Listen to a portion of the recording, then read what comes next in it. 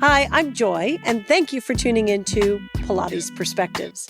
Today we have Blossom Leilani Crawford, who is going to be talking with us about legacy and how the traditions of classical Pilates can evolve as we do. Before we get started, though, let's check in. So wherever you are, whether you're sitting in a chair, you're in your kitchen, you're out playing with the kids, actually, let's just smile. And when you smile, notice how your cheekbones lift. There's a lightness or a softness or a lift in your soft palate. You may even raise your eyebrows and your eyes might even open wider. But smiling is so important to our well-being, to our emotional state of mind. So I'd like to invite you today that when things get a little bit hectic or just feel a little bit out of control, just take a second, take a deep breath in, and smile. Thank you for your time. Our guest today, Blossom Leilani Crawford, is the owner and director of Bridge Pilates in Brooklyn, New York, as well as Blossom Pilates, a virtual Pilates streaming site. A protege of Kathy Stanford Grant, she is known for her playful and inspiring teaching style. You can find Blossom at bridgepilates.com or blossompilates.com.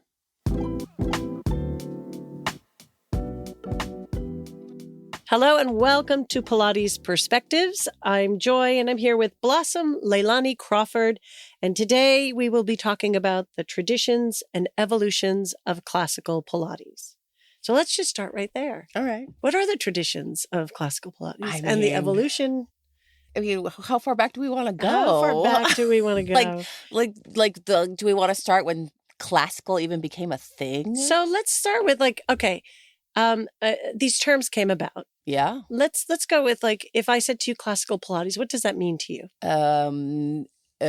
Off the cuff, I'd say it's the 90s and it was what Romana said it was and codified a little bit through Peter Fiasca and his classical Pilates DVDs. I think that's where it sort of started and at least started to solidify. All right. Then by sort of today, what would classical Pilates mean today, you think? Still mainly of a Romana lineage is what in some circles, right? Yep. In other circles, it would be what Kathy did, what Ron did, what Corolla did. So it depends on your circle. Yeah. So that's why I find it a fascinating term. It immediately gets a little confusing, right? Political, sure. Yeah. And political, yes. So if we were to look at classical and think of the first generation teachers, okay, would you feel comfortable with that? Oh, I mean, yeah, definitely. Are you kidding me? I'm always pro Kathy. I'm always like, yeah, she was there. It's a little annoying, but it is a little annoying because I feel like for so long it was like, God, I can't believe I've been around for long enough. I know. And you know what? And I landed and there was a whole bunch of snow. And all I keep thinking was when I was young, I had to walk 2 miles to school in the snow. That's right. Okay. We can be done being the old folks, but go ahead. But it is amazing just because, when I started, it was like, I was getting certified by Romana. This term came about. Kathy was not there because it was sort of like, oh no, it's only Romana. It was really only Romana, right? And what was funny was when I was getting trained, I would literally watch people come in and be like, okay, so how is she doing the swan now? Oh, interesting. Yes. How is she doing the swan now means that something has changed. Therefore, it can't be. Ding, ding, ding. Joy wins a prize.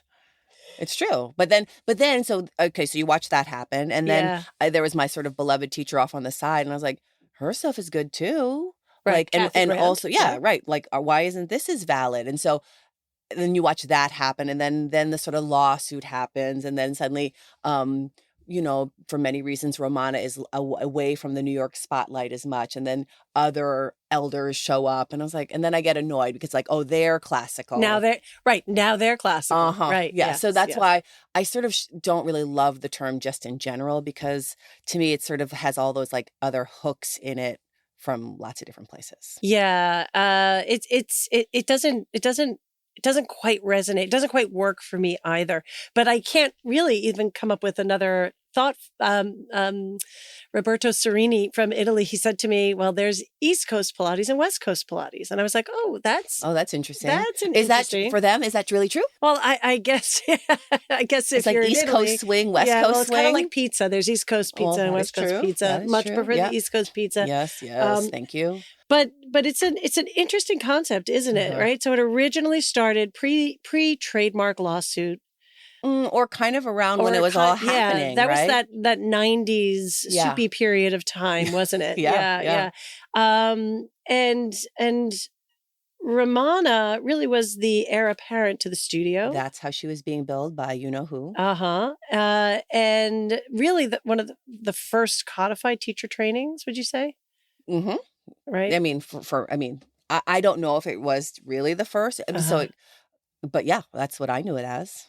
And how she taught it was the expectation of how it would be taught and passed on. Because that's how she learned it from Uncle Joe, and that's Uncle Joe. She called him Uncle Joe. Whatever, Mr. Pilates. I cannot call him that. Yeah. Kathy always called him Mr. Pilates, Yeah. And one day a client of mine said, or a friend, she was like, you always call him Mr. Pilates. I go, I do. I guess that's what Kathy called him. So, and also I didn't know him. My uncle. Like, yeah. I don't do that. I think by today's standards, uncle might not be. Yeah. Especially if you see the picture and the little white. Yes.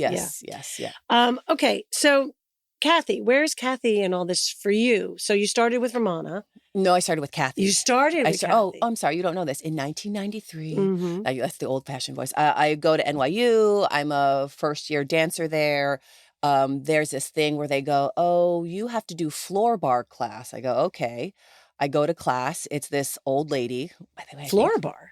I've never heard it. Good. She's listening, people. She's listening. Floor bar. Floor bar. Well, we can get to that. But and so I get there thinking I'm going to be doing like Zena Romette lying on the ground doing like bar on the floor. And then this lady comes in and she says she's actually teaching Pilates. And she was like, has anybody here done Pilates? And I had taken like one Pilates class. So I put my hand up and she was like, where? I said, Hawaii. She literally, she did like one of those gestures like that's not even a place. Like that's not even a thing. Like there's no Pilates in Hawaii. And so like she just kind of like dismissed me and was like, like she just didn't even bother. So that was kind of funny. All right. So you meet her, you think you're first going to dancer. Right, floor bar class. I love it. She's like, yeah, that's not happening. Yeah. She made us sit up straight for about 20 minutes, which is an excruciating amount of time if you're 17. And you have to sit up tall. And she commanded a room in the sense where when she said sit up, you would sit up. And if she said don't look at me, you would just sit up and look straight ahead. And that's what we had to do for about 20 minutes. I think we maybe did 1 or 2 sit-ups, excruciatingly slow. And I think at one point she either made us do it, there was some sort of teaser involved. And that biatch, I'm going to say it, was in a teaser the whole time talking to us. Teaser, and that's all any of us remember. Like I remember going to the smoking lounge. There was even a smoking lounge. There was the days of the smoking lounge. Yes, I mean, and that's where I would go hang out with my friends. So I was a young 17-year-old. I wasn't actually a smoker. I wasn't a smoker. But I was just holding them for a friend. No, I just hang out with them, be like, hi, and we were all like, did you see that lady do that? Like, did you like? That's what I remember. It was just like, but the other thing that I really remember was just sort of that feeling of like, she could really help me. I just sort of knew that I would get really strong and that I was trying to get really strong to dance and that I should be in the best shape I possibly could and that she could probably help me. That's what I remember. I don't want to have you compare and contrast in a way of like, oh, this is better or that was better. But it sounds like you had 2 distinctly different almost introductions to Pilates. Mm-hmm. One was Romana's introduction to Pilates. Yes. And one was Kathy's. Yeah. Well, for me, Kathy was really my whole world until I went to Romana's. When I told Kathy, I was like, hey, I'd like to get certified. She sent me to Romana. Uh-huh. I went and I was like, whoa, what's this? Oh, you don't have to warm up for 35 minutes, half an hour. Was that confusing for you? Oh, totally. But I also knew that Kathy was operated in a very special way. Like, sometimes sessions were at least 90 minutes. People were not having 90-minute sessions, right? And if I tell you what we paid, it'd be like, she just kept going. Oh, yeah, that's interesting. She would just keep going. And then sometimes she'd go look at you and be like, you've been here a long time. I would like to leave, but you keep making me do things. She was generous with her time. Oh, yeah. I mean, yeah. Joy, she was generous in so many ways, She was just especially generous, to me. yeah, To me, I mean, so when it got to a certain point after I was done being a student, we never really exchanged money. How lovely, right? Ever. Lovely. I did pay her once. I paid her for a 10-pack, which I thought I was buying, which, by the way, she never asked for more money again. And later, when I thought that it had like emptied out this one account I still had a couple $100 in there. And I was like, oh, she never cashed the check. She never cashed the check. How So special. yeah, she was generous. But, it was an exchange. Right. It was definitely an exchange. And I feel like for a long time, like there were times when I was definitely benefiting more, and then maybe times where she was benefiting more. Well, But I think you blossomed beyond that. Blossom. Thank you. But it was a real apprenticeship that doesn't exist anymore, which I was lucky. What's some of the benefits of the apprenticeship model? Oh, for me, it's in my DNA.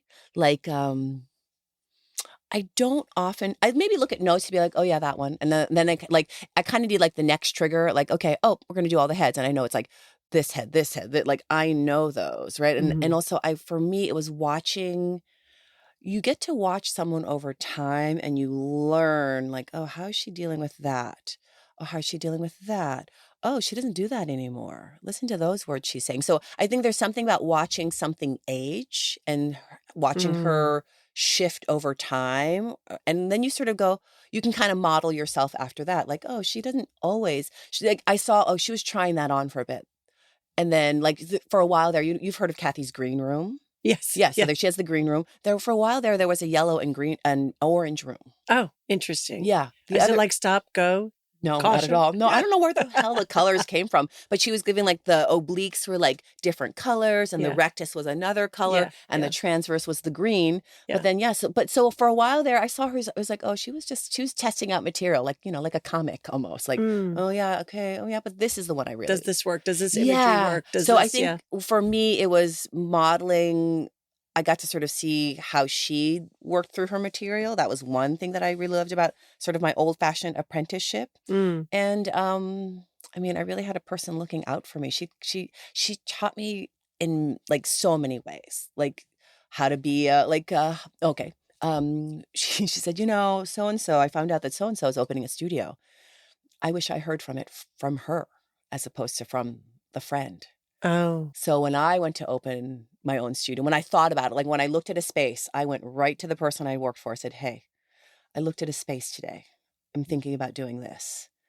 Right. So she was like a deliberate teacher, like that permeated all aspects of who she was. Especially, I think, for people that she loved. I mean, so she was in there. So so that's why I feel like she's a part of my DNA as opposed to trying to like create these different models in your head. Like she really was just, I mean, it was a long time. So how is that imprinted on you? Because now, there's really not a lot of apprentice models, right? No. Students will stick to you and they will follow you.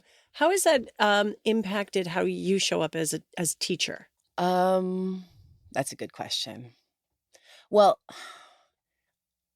what I do know is I'm not Kathy.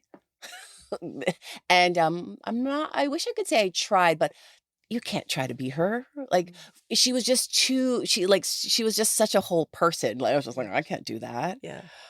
So that's one thing is that and she even, that was like one of the things, like, don't be me. You don't have to be her. Right. Oh, it was such a gift. Right. Yeah. You don't lovely. Oh yeah. Because I so wanted to be her. I wanted to be her. And so once she observed me teach a class and she didn't say anything, which is, also very polite of her. But then when we went upstairs, she said, okay, so, and then she kind of talked to me. She goes, you like to stretch, don't you? I was like, yes, I love to stretch. And then she said, and that one exercise, you weren't ready to teach that, were you? I said, no, I really wasn't. And she said, honey, you have to find your own words. You can't teach like me. Wow. So I think that was twofold. You need to know it in there. Right. Because if you didn't know it, you were parroting what she told you. Yes. Well, I think that's really powerful. And I think that's actually what's happening in training right now. I was just going to say, I think that's really powerful. I mean, listen, new students, I think the parroting might be part of that beginning process. I think it is. That real, like, setting them out of the nest to fly, they have to find their own voice. I mean, it's like what's going on with me and my kid. It's like, okay. here we go. Hopefully, hopefully I've done it. Yeah. So that I think would be my answer is I feel like for me as an apprentice, I think I really learned find your own words, Blossom, find what this means to you. Ah. You can use Kathy as a place to start from, but how does this, how do I want to describe it? So sometimes when she would teach, I go, well, what if you try this? She goes, well, next time you say that in class. I love, there's just was a wisdom to her, wasn't there? She knew how to be the teacher in the room, but still give the space for others to stretch. Yes. And it was terrifying. Was it terrifying? Oh, I mean, as much as I love Kathy, and if she was sitting right here, I'd be like, you make people cry. She would make people cry on the regular, and grown ass people, I am famous. Certain I would have been in tears. And it was just a thing. And if it was your day that she was going to go in on you, it was your day, and you just okay, hold on. Fantastic. So yeah, so that's but she had a certain authority that was a little frightening at times. Well, but that was also part of that generation, wasn't it? Yes. I mean, Romana had an authority. Ron had an authority. Yes. Eve, very different, but still also very much a presence, right? I think that's right. It was a generational thing. And also it was of the time where if you studied with me, Blossom, you're not also studying with this person, this person, and this person, right? It was a very different, the Pilates world was also so much smaller. It was very small at the time. Yeah. And it was kind of confusing because they were also similar and yet not, that it broke off into these groups who primarily studied from one over another. But you've had access to many. I know. Well, at some point I realized that everyone was coming to New York to do Pilates. And I was like, you know what? I live in a Pilates Mecca. Duh. Well, East Coast Pilates. Yeah. I live in East Coast Pilates Mecca. No, but I realized that I was like, oh yeah, there's other people. Well, first I had to after Kathy passed away, I had to let myself be without her. Which must have been terribly hard. I just missed her. I missed her as a friend. I missed her as there's something when the world seems like it's falling apart where you can call the person who's just oh, honey, it's going to be fine. Right? So I missed her. And then there was that whole not having her around as a sort of as a teacher mentor anymore. And so that was also good for me. It was kind of nice in some way because in my head, she was always in the room. Uh-huh. So sort of even opening my own studio and teaching by myself without her there, that was a good thing too.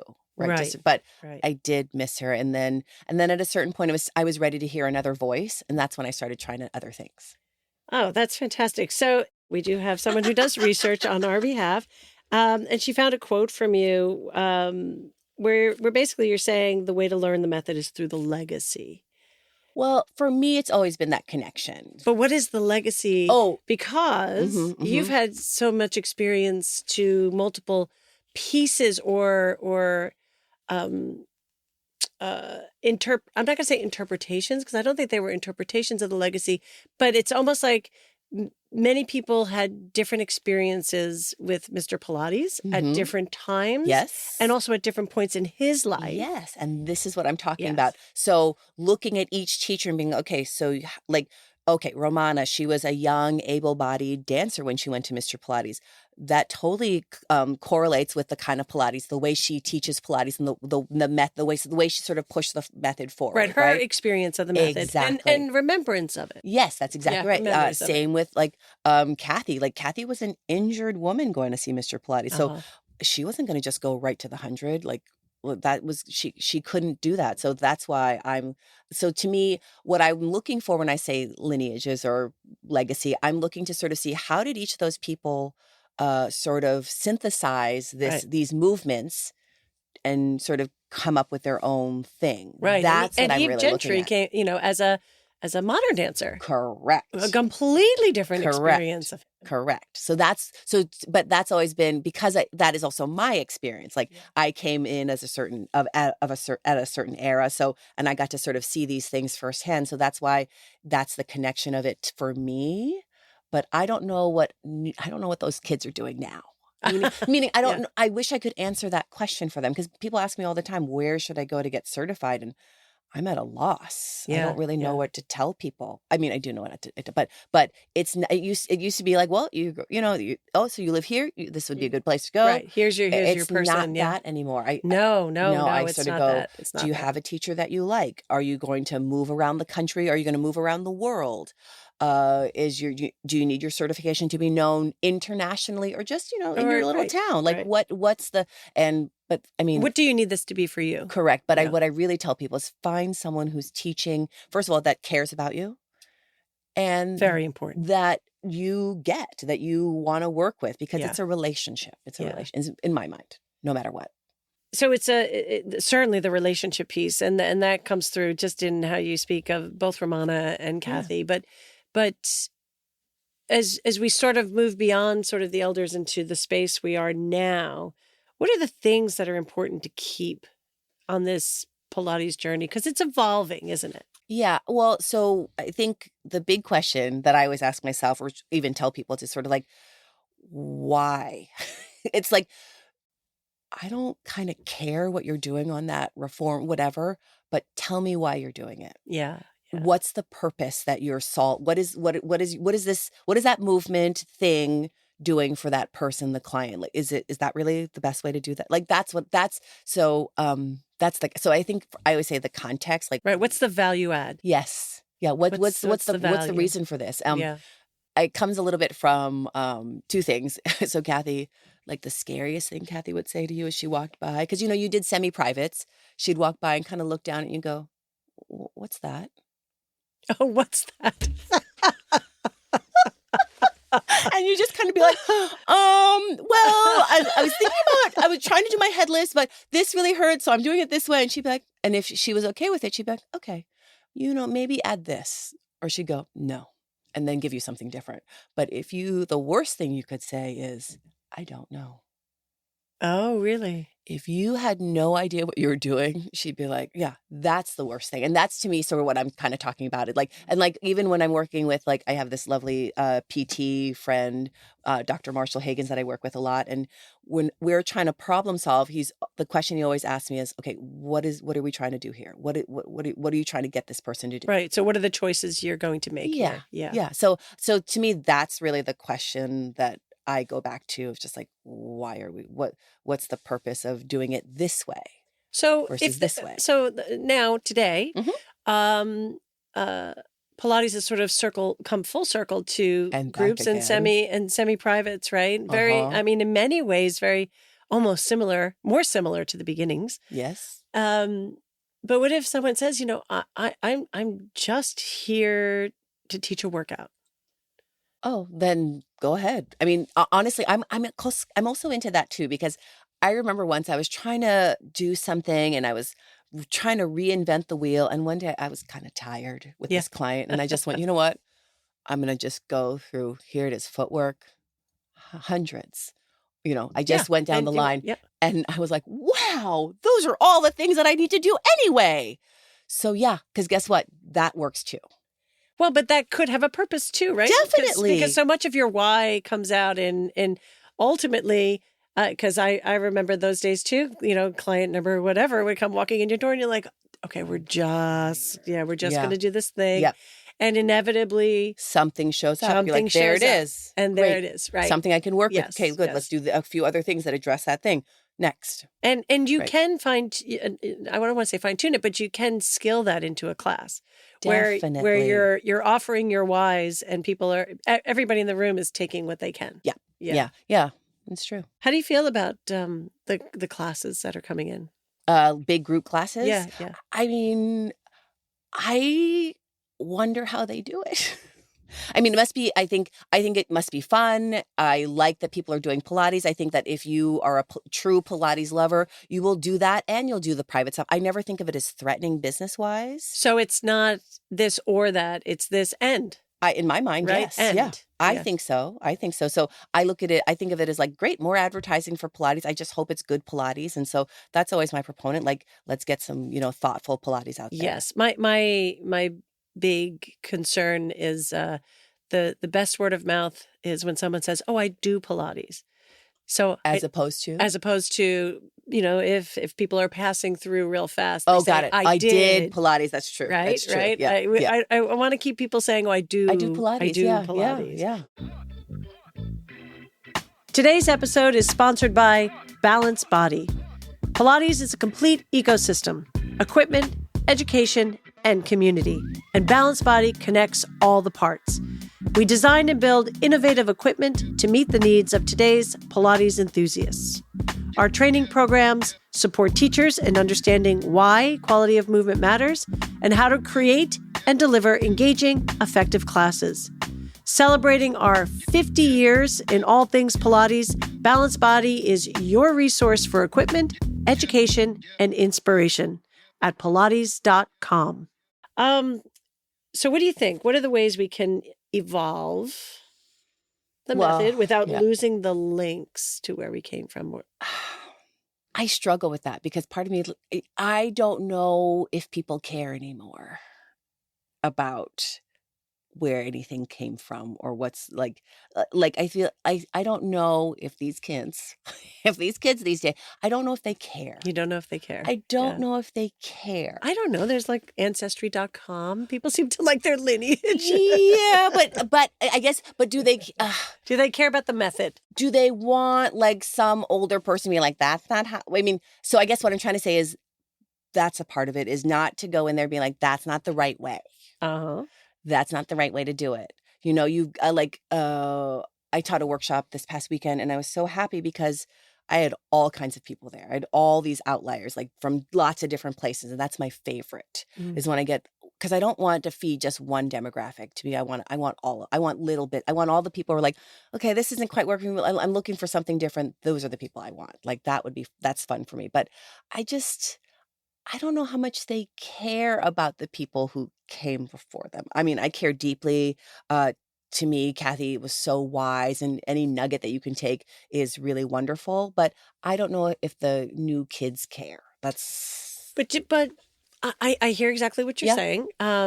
But what I do see is we see a lot of students who maybe have, a small amount of information, and then they go out and they start teaching, and then they realize, oh, I have a small amount of information. Yes. Right. And then they cycle back. And it's almost like once they have a taste of it and they cycle back, then it gets exciting. The original work gets exciting again. That's correct. And those are the people that I usually get. Yeah. Like, okay. Yeah. So what's to do is what you're asking me, right? Well, I guess, we are getting to a point where we're straying farther and farther from the original work. Yeah. How do we keep that as the foundation of all the experimentation and evolution that's coming? I think that is present. For me, I challenge myself. So every now and again, like I go, okay, mat class this week, we're going to do a little bit of warm up, but after that, I'm just going to go down the line. Yeah. Right. So I think every now and again you play. For me, it's playing. It's like, okay, we're going to do this. And I go, okay, we're going to just do, like, we're going to do this classical block. And that's, so I sort of go back and forth. I kind of go really far away and then I bring it back. Yeah. And I go really far. I'm like, okay, but then this is the start. Like, we're just doing footwork. Well, and even just based on what you're saying to me, it sounds like the roots of all of your original experiences are there, even if you stray far away. Yeah. Right? That's always what I'm deriving from. That's always what you're deriving from. Period. So I guess then the big question is, how do we instill the roots? Right? It doesn't have to be, and this person lived from this time to that time, and they did this thing, and then that person did that thing. Right. And it's the richness of all of those sort of deep and also soil, the practice of it. Like, when I went to Ramana, it was I so loved that I went there, and it was just like I couldn't do any of my Kathy stuff because I got to figure out how to do all my things within just that very traditional order. Mm-hmm. And I was like, oh, look, I can still do all my stuff. And it was great, wasn't it? It was great. And then Kathy, it was great, wasn't it? Yeah. So, I mean, I guess as we evolve, it can be great. It can. I think you just have to, for me, it's always like keep an open mind, try new things, and maybe circle back. Give it, right? Yeah. Scoop up a little bit of the intention. And if you feel like you're getting lost, go back to, okay, let me just do this basic series. Right. And if you're getting lost, right? Right. Head lifts. Yes. Like How do you lift your head? How do you lift your head off the ground? How do you bring your knees into your chest? Mm-hmm. Those are the basics. You want to talk about functional? That was functional before Yeah, it was yeah, like, yeah. ooh, functional. Yeah. Ooh, baby. So we talked a little bit about the apprenticeship model. Yeah. How do we address also the diversity of education in the landscape right now? You're talking about the people of color?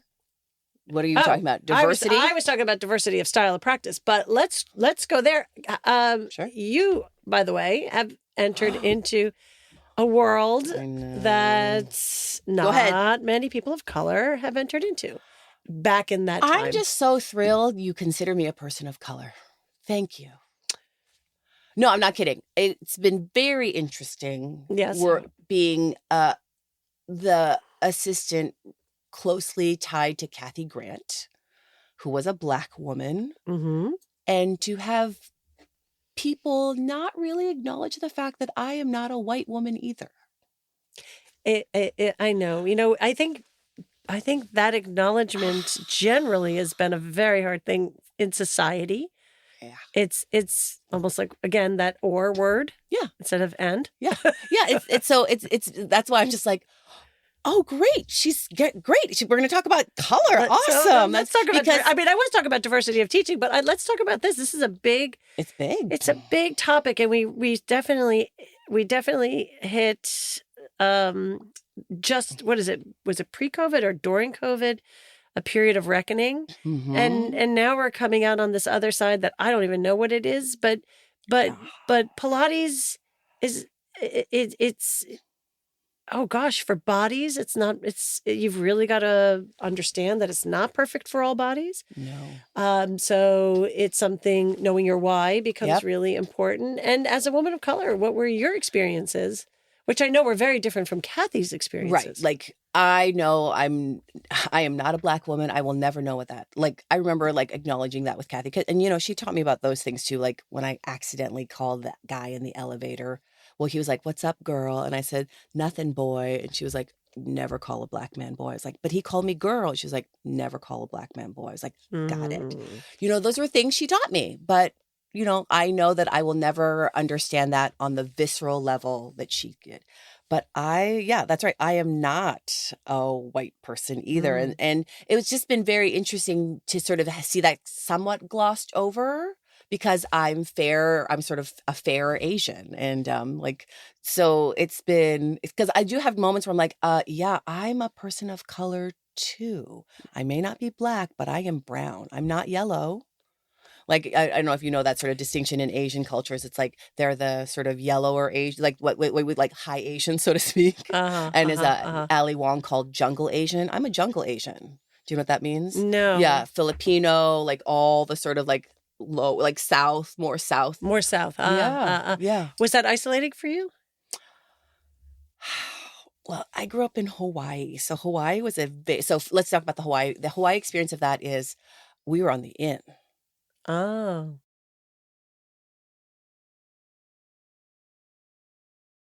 But I like counterculture. So who were my friends? The weird thespians, the white thespians. So like all of my buddies were like, Watsky, Mian, Twilight. Like those were my buddies. Like they did theater and like those were my friends. And I was like this weird like, and my brother would be mad at me. He'd be like, "Why are you hanging out with those people?" So you come from Hawaii and then to dance? Is that how you end up in New York? Yeah, to NYU, yep. And then that must have been a little eye-opening. It was. I was sort of like, oh. And all, but, still like, why am I so... And what was your style of dance? Oh, well, I loved modern dance, but I loved modern dance, but ironically, I sort of did better in ballet classes. Oh, interesting. Yeah, well, because I had more training in ballet, but I loved performing modern, and because it was just like, counterculture. Yeah. And it was weird, it was different, and it was in the 90s, so there was talking and, scrambling on the floor. It's like, this is fun, this is weird, I've never done this before, so that was sort of what I loved. And then I came to New York, and it was just, I really saw myself from the outside, I was like, oh, I am different. But I'm like, so like, yes, I'm Asian, but I'm not also a little Asian person. I'm a tall Asian person. So Well, I was going to ask you, did you feel isolated because of your height? I mean, ballet. yeah, thank you. Yeah. Yeah. There's no one going to lift me. Luckily it was the 90s. So I was lifting people, right? I was strong. I got strong enough with Kathy that I was like, I was the one lifting and twirling people. Oh, interesting. Yeah. And also I prefer like, that's a role I like. I'm like, yeah, give me a job. Flip you upside down. Great. Yeah. So that's what I like. But yeah, I wasn't going to be like, there was no twirling of someone holding me. Like no one was going to have me doing pirouettes. Yeah. Right. So it was definitely an interesting time, but I just loved it. Like early 90s, New York, coming here was wonderful. But then going into the Pilates world, I had sort of like, if I may say so, Kathy, I loved her, but she was a little bit of a body elitist when it came to the person she picked as her assistant. Oh, uh-huh. I mean, there's a reason so yes, I was there as a very committed student, but she liked the way I looked. Oh, interesting. Yeah. So she chose you to be her think body. part of it. Yeah, part of that. But also, I mean, that's just part of it because also I work I showed up every Monday through Right. So Thursday. you looked the part, but you also showed up. Correct. So it has been but then, watching her going like, where are my people at PMA conferences, she'd look for the Black people. Oh, huh. She'd be like, oh, that's Lolita. Okay. Oh, there's a Black person. Like that's how it would go. Oh, interesting. Yeah. But she did like how I was getting a little more diverse every time. And so that part was great. But what I've been enjoying is going to Asia now. Like, so when I taught in Thailand a few years ago, I said to my lovely hostess, Baum, who you know. I love Baum. She was like, yeah, they all think you look Thai. I go, I do look Thai. She goes, yeah. And she goes, it's just the first time we've ever had anyone that looked like us.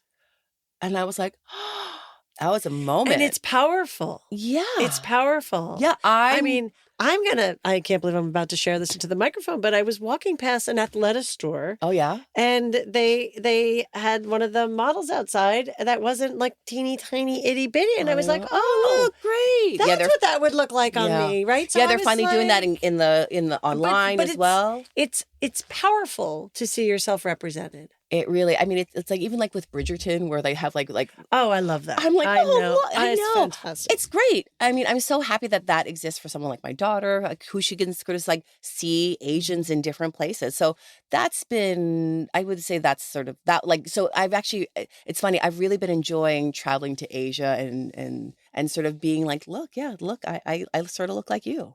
I'm not white enough for some of them. I'm not, because, a lot of, there's certain Asian cultures that don't want you to be too brown. We put those impositions on ourselves. Yes. So then let's talk about how do we truly become, we don't just say the words, how do we truly become welcoming spaces? I mean, I think you give attention to those people who look like other, because I think that's what happens is that the people who are sort of the others feel invisible. Pay attention to them. Give them a cue. Look at them. Talk to them after class. I mean, it's not rocket science. Yeah. It's and I always kindness. say acknowledge. Yeah. Like, oh, wait, oh, that's different. Yeah. My first time really encountering this issue. So I have a dear friend, Michelle Yard. She danced for Mark Morris for years. And we went and taught at a conference in Santa Fe. She sort of assisted me. And she was doing a rollback, right? And she's got a little bit of a booty. And she did her thing, by the way, like literally was at the Met dancing like the week before. Mm-hmm. And someone at the conference said, oh, is she supposed to tuck her pelvis under because she's not really doing that? And I said, okay, let's take a look at her body. Mm-hmm. She's got a butt. She has a very small, narrow waist. It's going to look different on her than it's going to on the other body. Right. So acknowledge those differences, right? But what if and if what I wish I said to her is, you need to train your eye for this as well. Yeah. That's it. And so, and look for, okay, oh yeah, that's you tucking under. It's going to look different on that body. It's going to look different on that body. It's going to look different on that body. Not wrong, not better, just different. And it's going to feel different too. Yes. Right? The experience is going to be different. Yes. But if you're not welcoming, they will not come back. Well, if you're not welcoming, right? If you don't talk, and often those differences disappear when you start seeing, again, I think what you said is beautiful. Just, see, right? see these Yeah. bodies, see these Be open to individuals, it, like, be open, right? Yeah, it And looks be different. curious. Why does it look different? Right. Not judgy, Yes. but curious. Yes, that's right. Like, You oh, know? that's right. Okay, she is curling. Oh, Right. that's right. Her waistline is this high up, and she's got her. Yeah, Right. That's And then exactly that opens the door. That's great. So that transition for you, being the dancer and the assistant to being the teacher. Yeah. What was that like for you? Several things happened all the same. I had opened my studio, and I started. So Kathy was still alive when I opened my studio, and I started just, having to just do my thing. Which it's funny because I wanted to teach at NYU, and Kathy didn't let that happen, or that wasn't going to be a thing. And I realized, like, okay, if you want to have children and do all these things, it was time to sort of do that. So I did it, and so I think that was one thing, was just sort of being in a room by myself and just teaching. Like doing the work over and over again. Like that's, I think, the first sort of transition I made. But what's it like teaching the lay population and not teaching a room of dancers at NYU? Oh, I love it. Yeah. I love it because you learn so much. So I taught at Mark Morris, even though it was at the dance center, I got the regular people, which I loved. I was also sometimes like, oh, that person, when I say elbow, she gives me her foot. Like, right. But it's such a great lab. Like, I love big group classes like that with lay folk because it's such a great place to be like, okay, here's the cue. This is me like thinking, here's the cue. How many people are going to get it? Oh, nope. I guess you're right. That is what I said, but that's not at all what I want. That's not right. So I actually love that. I miss it. It challenges you to really, right. It's a way for you to be like, how are these words being interpreted by 17 different people? Like with dance experience and without dance experience. What does this look like? Yeah. Yeah. It's always really interesting, especially when you try to,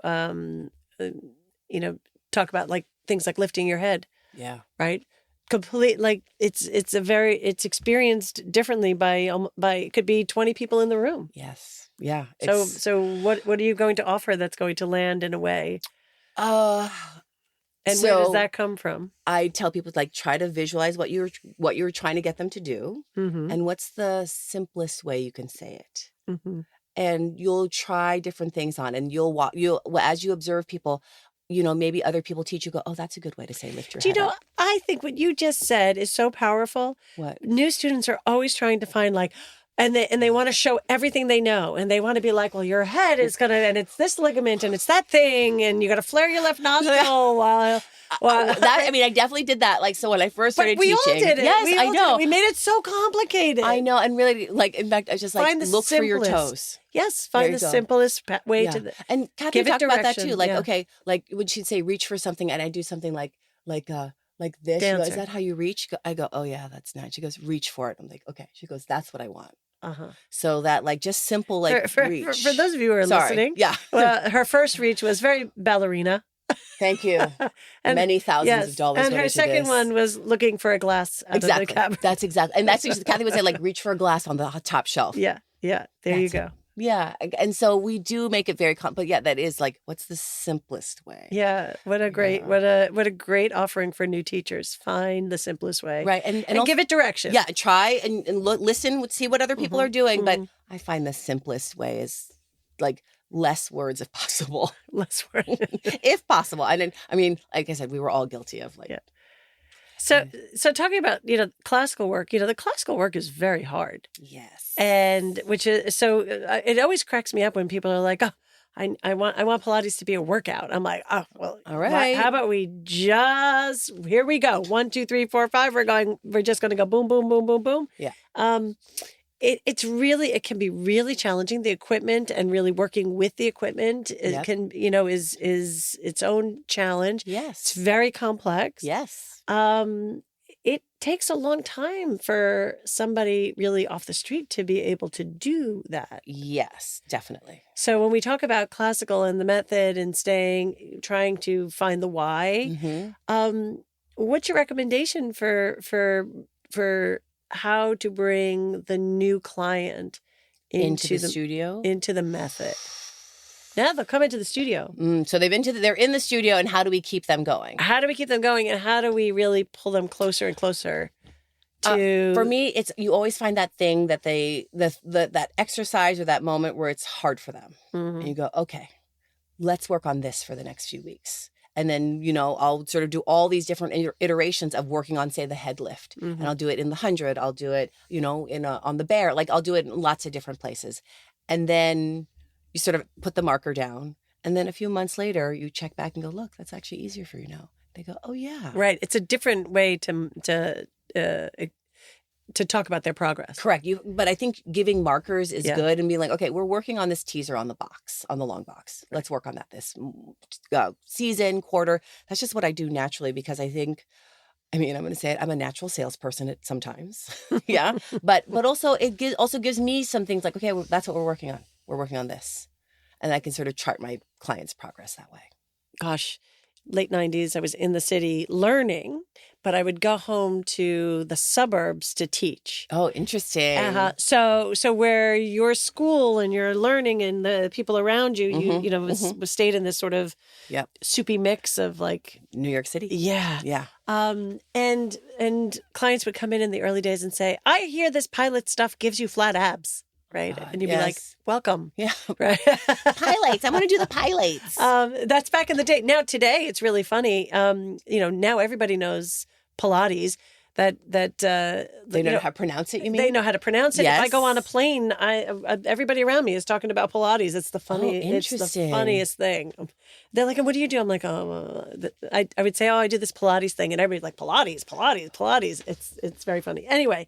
But now everybody knows what Pilates is. But I remember back then thinking to myself, do they though? I mean, I think they know that it exists. They know that but right. Do they know? Do they Pilates? Actually know what it is? And I think that's the heart of this conversation right now, right? Yeah. Like, do they know what Pilates is, and how do you take that client on that journey to explore it? I think one of your answers, and I'm repeating it because I think it's worth all Pilates instructors to hear that is you may take one element of, like maybe they're not going through the whole repertoire in a workout, but you may take one element, teaser on the box, and you may make that the theme, and then you're working and enriching that for a period of time. Yes. Right? Yeah. And that's one lovely way to keep the Pilates in there. Yes. Right? And then they see and feel and experience the challenges. And also feel progress. And then we can find them. I'm sure, by the way, there'll always be something else like it's hard.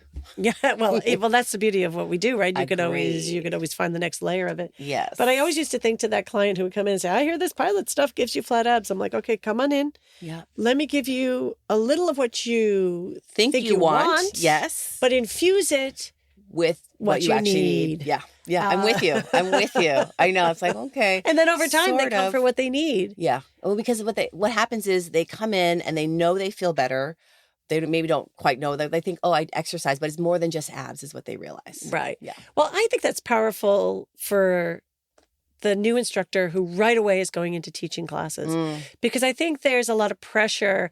Maybe it's scripted in the beginning, which is totally fine because you need to first find your way. But the scripts are always about what we think they want. And the real challenge is to infuse what they need. Right. Like you think yes, you'll get some abs, but you also need to work on that posture. Yeah. Like that kind of thing. Yeah. That is so true. How do we see that in the room and drizzle that in? And I think that's the quintessential spark of teaching. Yeah. Yeah. It's the why. Yeah, it is. It's like, what are we working? What are we like? What's the purpose? What's the purpose? What are we here for? Yeah. What are we here for? Well, listen, this is the year of the fire horse. Oh, okay. Yeah. So it's that year it's transformation. This is the year to figure that out. I mean, I do feel somewhat transformed. Mm-hmm. Do you? I do. I just turned 50. Oh. In September. And there is definitely I'm here. I mean, it's really nice to be here. It is. It's like, all those questions of what am I going to do with it? Like, how am I I kind of answered them. Right. And so now I'm just now I really feel it's this, when I turned 50, it was this thing of okay, what do you really want to do now? Because this is it, honey. Right. You get to choose. Yeah. Well, and also this is it. This is the second half at best. Yeah. You're seeing I call it the compression of time. Whereas before it was a big expansive field. Yeah. Right. Yeah. So it's an exciting place because I was just talking about it with a client. For so long, it was just survival, and now my kids are little. I got to do this. I got to get she there. Doesn't need to survive anymore. Yeah. She can, and we were both talking about we get to pick out of a place of joy, actually, of just what is it that what we really want to do? And that's exciting. And it's nice to feel like you earned it too. Do you know what I mean? Like, yeah, I did that. I did that. Now, what do I really want to do? It's exciting. What do you really want to do? I don't expect you really to no, have that I have answer, answers. Please. You have answers. Oh, yeah. I would like to, there's a book that I would like to somehow write at some point. There's a book in you? Yeah. I've had a book. Is it a fiction, nonfiction? Oh, it's experiential. It's memory. Yes. Well, I mean, I've had a very not a traditional life. Let's put it that way. And there's also that intersection of my life with Kathy, which I think is also fascinating. And I actually, one of the things that Kathy's husband gave me. So do you know that every day before she taught class, she would write notes of what she was going to do? No, really? Oh, this is our NYU routine. I would get there at 7:30, say, and we would go over what the class was going to be. She would handwrite it in steno pads. And she would follow it? Hell no. Okay. No, but I mean, she would, that was the plan. And we would go downstairs and inevitably it would make a little turn. Yeah. And then after class, we'd go upstairs and then she'd check it off with me and I'd be like, no, you did this. And she'd be like, oh, that's right. And then she would go home and type that thing out. Oh, my. Type it out. Oh, my. I think I have 10 years of those typed notes.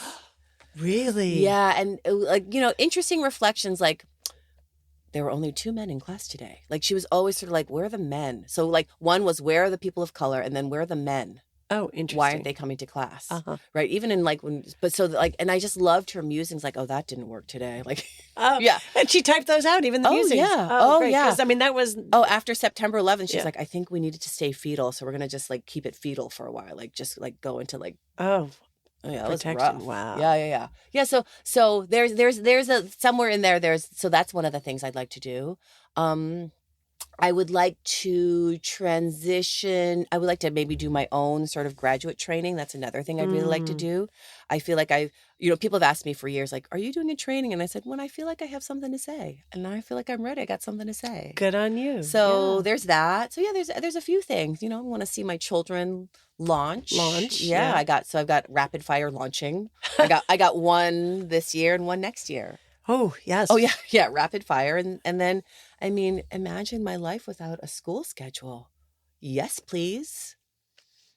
Those school schedules, they keep you on a, like a little hamster come wheel. August, I will be at a soccer field at 6 a.m. for months.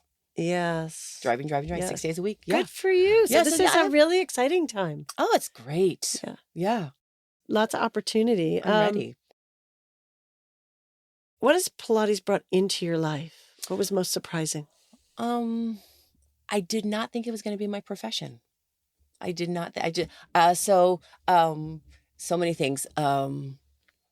My sense of purpose, right? Like it's really a passion of mine. So I did not think I was that's what I was getting when I went to floor bar class.